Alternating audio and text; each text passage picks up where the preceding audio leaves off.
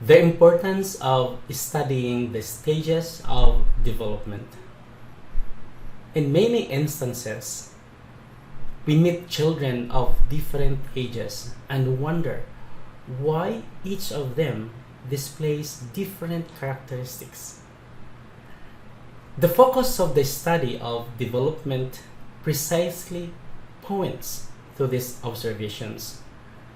A teacher who expects to meet the needs of his learners must be aware of the various developmental differences among his learners. The knowledge of the pattern of human development will certainly help a teacher to know what to expect of children and at what approximate ages certain patterns of behavior may appear or are expected to appear. Planning for instruction should also be based on certain developmental principles, which to a great extent determine what types of learning and amount of learning are appropriate for different age groups. In other cases, knowledge of developmental patterns will allow teachers to identify learners with developmental lags or delays so as to provide guidance and intervention as early as possible. Thus, teachers must learn to recognize the significance of this knowledge to their teaching success, as well as to the learning process. What is the difference of growth and development? The terms growth and development have been continually used in most readings in psychology. Many times, these terms are used interchangeably, although in certain respects, both terms, though parallel, imply different definitions.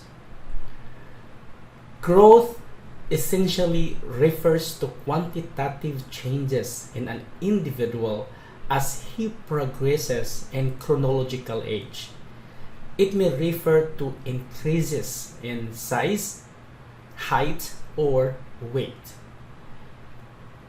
Development, on the other hand, refers to the progressive series of changes of an orderly and coherent type leading to the individual's maturation. This definition implies that for development to be progressive, there is a direction in the manner in which changes occur. Development is also coherent, essentially because the sequence of changes that occur are related to each other and do not occur abruptly. From these definitions, one can see that although both growth and development imply contrasting types of changes in the individual, both are nonetheless related and complementary processes. What are the factors in growth and development? Two general factors influence human development, namely maturation or natural growth resulting from heredity and environmental influences in and through which the growing takes place.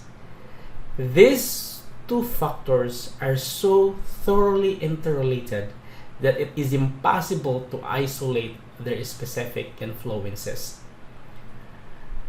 Every individual is born with different potentialities of development passed on to him by his parents through heredity.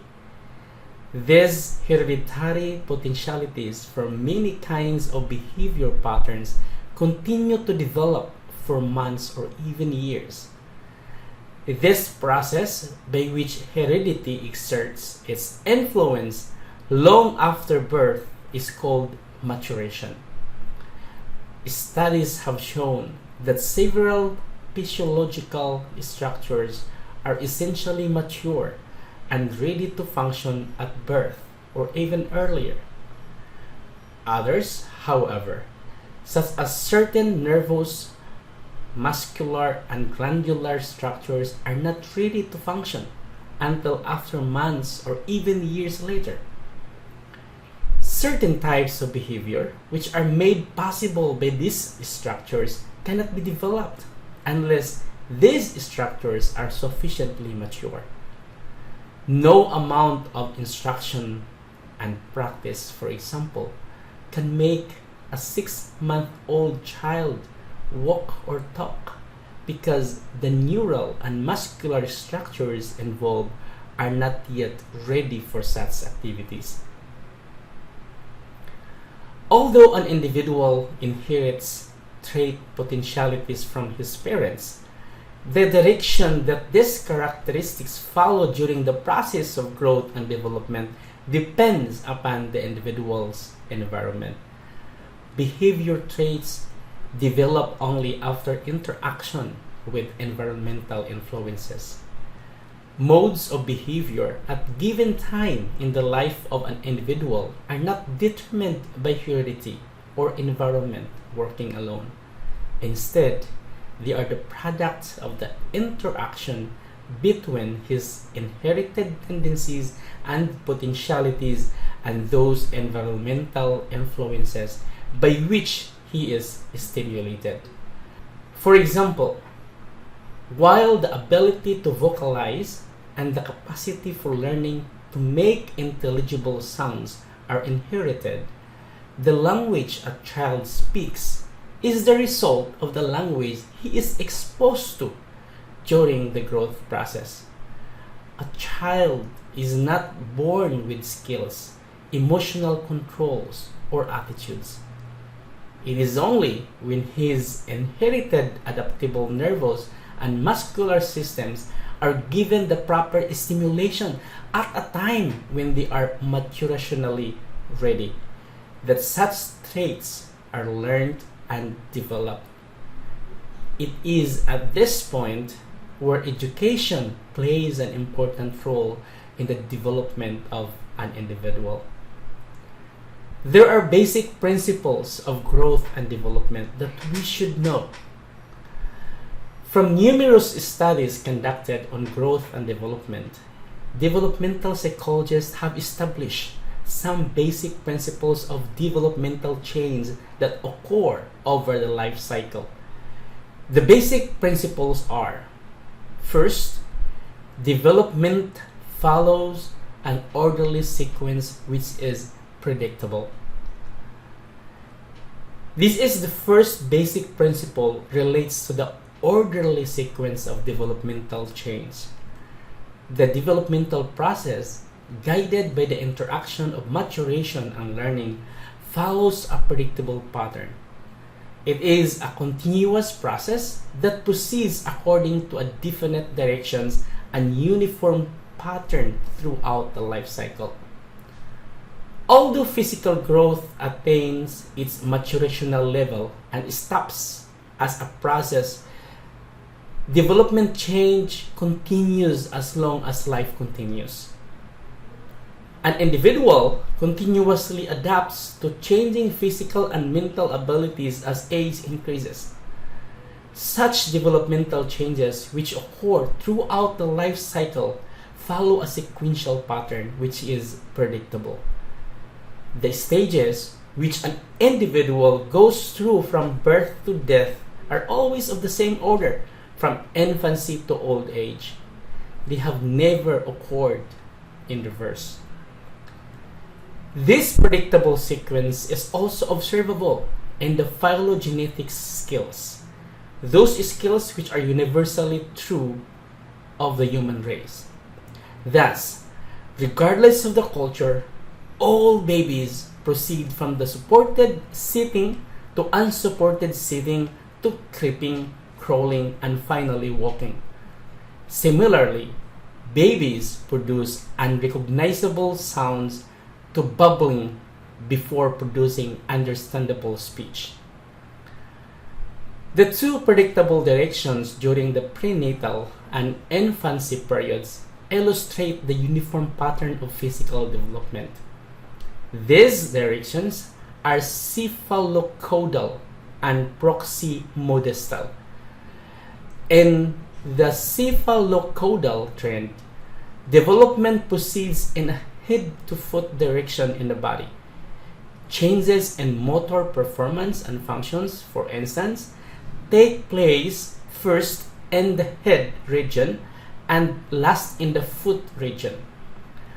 In the proximodistal trend, parts of the body nearest to the center are the earliest to develop.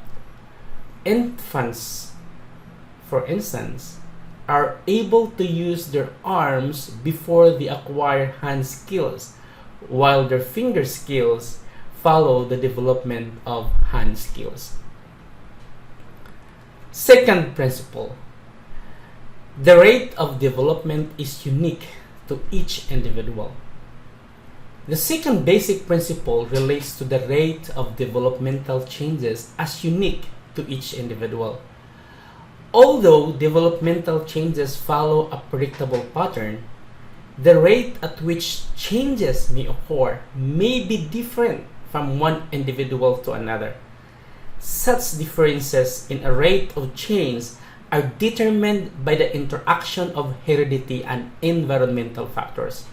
As an example, some children will change faster than others in almost all areas of development, while some will be much slower than others. Or, some children will have faster rates of development in the physical and social aspects, while at the same time be slower in the mental aspect of development. This second principle stresses the fact that it is futile to try to accelerate an individual's development if he is not ready to develop or experience a change. This means, for instance, that any new ability will emerge only if the essential physical or mental foundations are already existing. Training can produce results only if the individual has reached the level of maturation necessary for an activity. Such readiness for an activity is determined by his rate of development. Third principle, development involves change. This principle implies that the human being is always evolving based on theories by developmental psychologists. As stated earlier, children undergo physical, emotional, and mental changes. Fourth principle, early development is more critical than later development. The studies of Freud, Erikson, and Piaget on early patterns of behavior led to the conclusion that early development is very important. It is at this stage of development where individuals develop the foundations for social relatedness, emotional well-being, and personal adjustments. It has been widely accepted that the first 2 years of life, often called the formative years, greatly dictate the course of an individual's growth and development. This principle is also the rationale behind early childhood education. Fifth principle, development is the product of maturation and learning. As discussed previously, development is an outcome of both maturation and environmental influences. Although people are genetically endowed with certain characteristics, learning allows individuals to develop these innate potentialities. Through exercise and effort, people can act on their environments and develop their competencies. In most cases, individuals learn through imitation and observation of other role models. Sixth principle, There are individual differences in development.